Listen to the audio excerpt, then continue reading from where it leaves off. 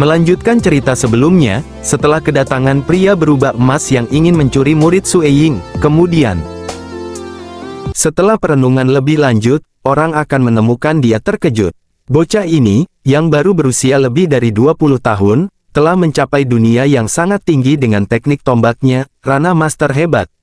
Orang-orang biasa mungkin tidak bisa melihatnya apa adanya, tetapi sebagai seorang master yang hebat, Macan Pasir dapat mengatakan bahwa Ye King adalah seorang ahli yang hebat dalam teknik tombak. Harus diketahui bahwa ada banyak peringkat legenda yang belum mencapai ranah master hebat dalam teknik tempur mereka, namun bocah ini, Ye King, telah meraih jalan menuju menjadi seorang prajurit legend. Selain itu dia adalah orang yang dicintai putrinya, yang menyebabkan hati Shen Tiger tergerak saat dia membiarkan Long Tianyun membawanya langsung ke restoran Dongyu ini. Mustahil, Ye King menggelengkan kepalanya. Apa katamu? Pria berjubah emas, Shen Tiger, mengira dia mungkin salah dengar. Kebaikan guru terhadap saya sama beratnya dengan gunung. Ketika saya pertama kali menerima bimbingan di bawah guru, saya adalah yang termuda, pada usia 11 tahun. Saya tidak punya ayah atau ibu yang peduli, dan saya tidak pernah makan makanan enak. Itu adalah guru yang memberi saya makanan, memberi saya pakaian, dan mengajari saya teknik tombak dan teknik kultivasi Qi. Bagi saya, ini sudah di rumah, kata Ye King. Sue Ying merasakan hatinya hangat ketika dia mendengar remaja itu berbicara. Dia tidak bisa menahan senyum. Ye King, bocah ini. Dia melanjutkan, tidak mungkin bagiku untuk pergi, atau bergabung dengan Scarlet Flame Castle-mu. Senior Shen, kamu adalah Legend Knight dan orang yang duduk paling dekat dengan puncak di seluruh White River City. Apa bedanya jika saya bergabung dengan Scarlet Flame Castle Anda atau tidak? Kamu lebih suka tinggal di tempat ini dan menemani sekelompok boneka saat mereka berlatih teknik tombak kasar ini. Teriak lelaki berjubah emas itu, kerutan di wajahnya. Ye King, kamu harus memperluas wawasanmu. Tubuh guru tidak sehat, jadi saya secara alami akan menemani guru, jawab Ye King. Duduk di samping kepala istana Chen dan Jing Qiyu, Sue Ying merasa dirinya semakin bahagia dan semakin senang dia mendengarkan. Sebagai orang yang pendiam, Ye King sudah melatih teknik tombaknya ke tingkat yang tinggi, namun dia akan datang untuk menemaninya dan berlatih bersama dengan boneka kecil lainnya dari waktu ke waktu. Tampaknya dia sadar bahwa tubuh Sue Ying dalam kondisi buruk.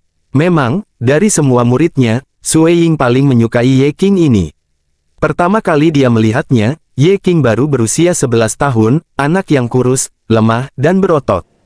Dia tampak seperti anak berusia 7 atau 8 tahun dari keluarga lain. Saat itu musim dingin, namun pakaian yang dikenakannya compang camping hingga tak dapat dipercaya. Dalam sebagian besar skenario, ia sangat penurut dan bersedia melakukan tugas apapun meskipun ada kritik. Dia benar-benar tidak tahu kapan itu terjadi, tetapi bagi Ye King, restoran Dongyu ini telah lama menjadi rumahnya dan Sue Ying, keluarganya. Laki-laki berjubah emas itu dengan marah berteriak, baiklah, aku tidak punya waktu untuk omong kosong seperti itu bersamamu. Izinkan saya bertanya, apakah Anda suka anak saya atau tidak? Tentu, itu akan menjadi ya, jawab Ye King. Kalau begitu ikuti aku. Lelaki berjubah emas itu terus berteriak. Jika kamu berani menolak, aku tidak akan pernah membiarkan kamu bersama dengannya. Tidak hanya itu, dengan satu perintah saya, restoran Dongyu yang dimiliki oleh guru Anda yang sakit-sakitan ini tidak lagi dapat beroperasi. Saya hanya perlu memberi isyarat, dan gurumu tidak akan menjalani hari yang baik lagi seumur hidupnya. Kamu, Ye King marah, tetapi dia tahu bahwa sebagai seorang ksatria yang tua dan berpengalaman, Shen Tiger adalah sosok yang sangat berpengaruh. Di seluruh kota Sungai Putih, dia adalah salah satu dari 3 ksatria peringkat legenda terkuat. Sue Ying tertawa, kamu akan mencegahku mengoperasikan restoran, dan kamu akan memastikan bahwa aku tidak akan memiliki hari yang baik dalam hidupku. Anda berbicara dengan nada yang benar-benar muluk. Dan bukan sembarang nada muluk. Bukankah bahkan dewa penyihir dan dewa iblis besar ingin membunuhmu, tetapi gagal melakukannya? Kepala istana Chen tertawa di sisinya. Pria berjubah emas, Shen Tiger, tertegun. Dewa penyihir, dewa iblis hebat. Bukankah dewa penyihir dari istana penyihir? Dan dewa iblis hebat dari fraksi iblis? Penyebutan keberadaan ini saja membuatnya pusing. Mereka terlalu jauh baginya, mereka bahkan bukan bagian dari dunia klan Xia tetapi dewa yang kuat yang masing-masing tinggal di dunia dewa dan abis kegelapan. Wu Lei, beri mereka pelajaran dan kejar mereka, perintah Sui Ying dengan santai.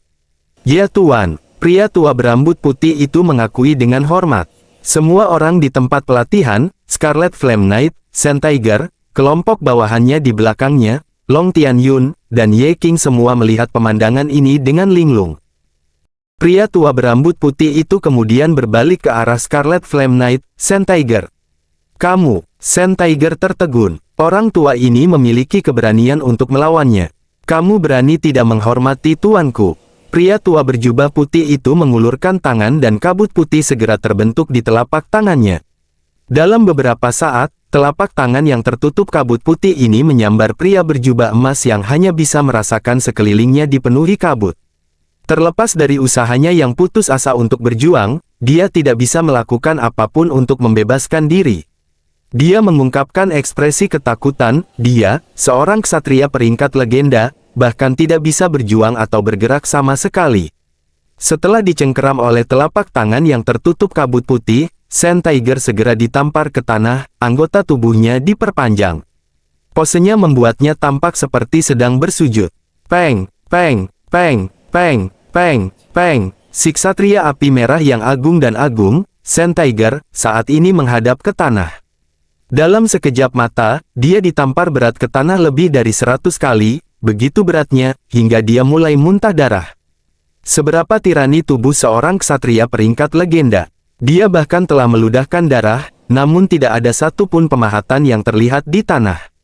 Dengan gerakan santai oleh pria tua berambut putih itu, dia melempar Sand Tiger ke samping, seolah-olah dia adalah anjing mati. Penonton adegan ini semua menjadi linglung, Long Tianyun bahkan lebih. Senior, pria berjubah emas, pasir harimau, segera naik kembali tanpa merawat luka-lukanya. Dipenuhi dengan penuh hormat, dia berbicara dengan nada sanjungan, "Senior, berani aku bertanya siapa kamu, senior?" Bagaimana mungkin orang yang licik seperti Sand Tiger tidak tahu bahwa lelaki tua ini harus menjadi makhluk yang menakutkan? Mungkin yang transenden. Pria tua berambut putih, Wu Lei, menjawab, "Aku hanyalah pelayan terlemah tuanku." Kata-katanya benar. Dari pasukan prajurit dewa, Wu Lei memang yang paling lemah. Meski begitu, dia masih dekat dengan dunia demigod dalam hal kekuatannya. Hamba yang paling lemah. Sand Tiger memandang dengan waspada terhadap ketiga orang itu, Sui Ying, Jing Qiyu, dan kepala istana Chen. Tiba-tiba, suara keras teriakan bergema, "Guru!" Putong, Long Tianyun berlutut di tanah. Matanya sudah merah dan dipenuhi air mata. Melihat ke arah Sui Ying, dia berteriak, "Guru, saya telah membuat kesalahan besar. Itu aku, Tianyun, yang salah." Sui Ying terkejut begitu mendengarnya. Murid seniornya ini sekali lagi telah menembus pemahaman Sui Ying tentang dia. Dia awalnya kecewa padanya, tapi sekarang, itu bukan lagi sekadar kekecewaan. Sui Ying sekarang benar-benar terdiam ke arahnya. Bagaimana mungkin manusia begitu tak tahu malu? Enyahlah. Sui Ying dengan keras melambaikan lengan bajunya. Hong, pasukan tak terlihat menyelimuti kelompok itu termasuk Long Tianyun, lelaki berjubah emas, Sand Tiger, dan murid-murid mereka. Mereka semua langsung menghilang. Di dalam kastil mewah di kota Sungai Putih. Kastil ini menempati area total lebih dari 2 km dan lebih besar dari kastil Snow Rock oleh seluruh cincin. Tempat tinggal resmi pemilik di daerah ini sangat besar, mudah untuk melihat berapa banyak kekuatan yang dia miliki di daerah ini. Ini tak lain adalah Scarlet Flame Castle. Tiba-tiba, sekelompok orang muncul dari udara tipis di salah satu tempat di mana para penjaga biasanya dilatih. Secara bersamaan, sejumlah kuda muncul entah dari mana. Long Tianyun tetap berlutut di tanah. Sand Tiger merasa sedikit terkejut, para penjaga dan bahkan sekelompok kuda terkejut. Adegan ini segera diikuti oleh keributan kuda yang meringkik. Jelaslah, perubahan tiba-tiba di sekeliling sudah tak tertahankan bagi kuda-kuda ini. Ini adalah Scarlet Flame Castle.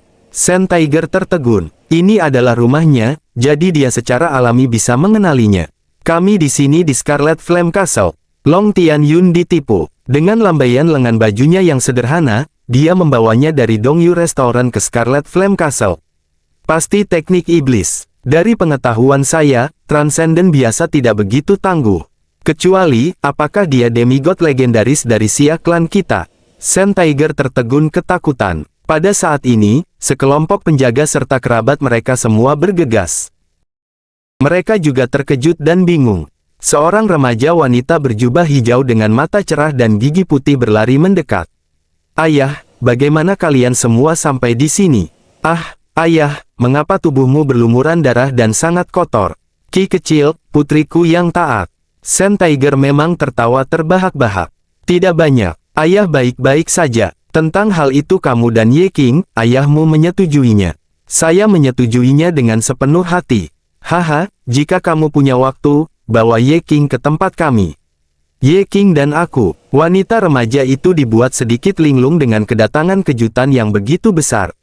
Sen Tiger lalu mengirim pandangan tajam ke arah Long Tianyun yang berlutut yang masih linglung. Mata dipenuhi dengan semacam kebencian, dia berteriak, "Ambil Long Tianyun ini dan buang dia." Dia harus berpikir dua kali sebelum mencoba memasuki Scarlet Flame Castle-ku lagi. Iya, sekelompok penjaga kemudian bergegas maju dan segera meraih Long Tianyun. Guru saya, dia." Long Tianyun tidak akan pernah melupakan pemandangan gurunya yang sakit. Dongbo melambaikan lengan bajunya. Dengan gelombang lengan baju itu, seluruh dunia berubah di depan matanya. Baiklah, sekian alur cerita Lord Sueying kali ini. Terima kasih telah menonton di Novel Story, dan sampai jumpa di cerita berikutnya.